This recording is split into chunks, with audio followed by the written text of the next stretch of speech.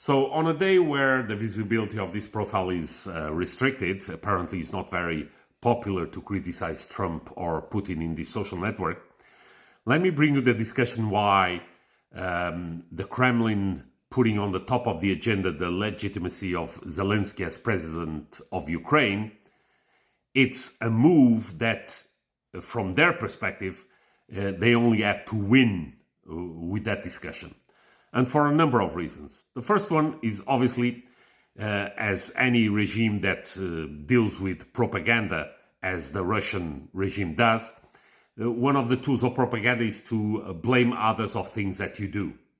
So by making us question the legitimacy of Zelensky as president of Ukraine, nobody's discussing the legitimacy of Putin as president of Russia, which is a much more logic discussion, since there is no democracy in Russia, and every election that Putin was involved in, there was no opposition. All the opposition leaders disappeared or into exile or were murdered. So it does make a lot of sense to consider Putin as the legitimate president of Russia, and there's no discussion about it.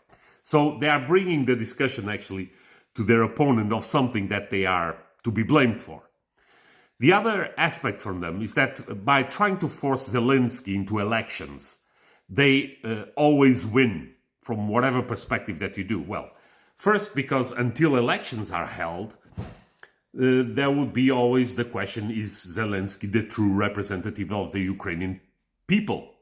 So does he have the power to determine Ukraine's position on a peace deal negotiation, for example?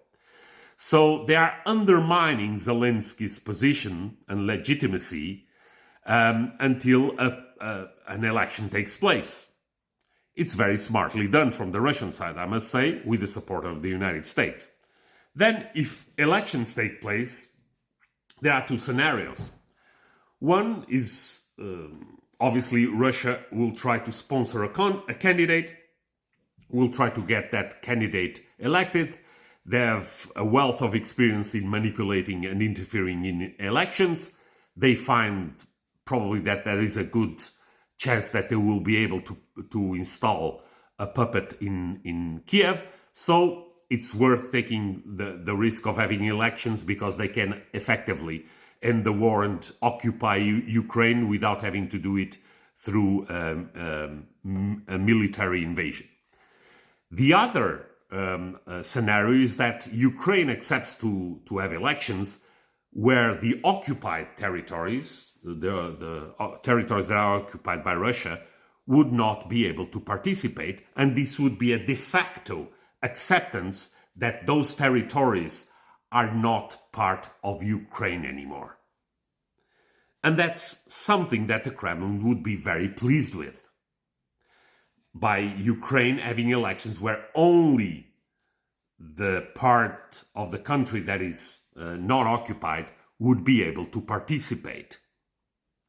Ukraine would be accepting that the territories that Russia occupies are no longer part of Ukraine. So they only have advantage in that. It would be a formalization of something that they really want.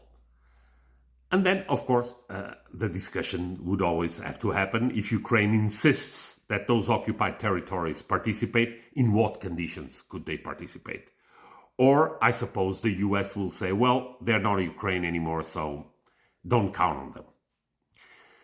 So, bringing to the top of the agenda the discussion about the legitimacy of Zelensky was a smart move by the Kremlin, and one that, surprisingly or not, the White House is backing up.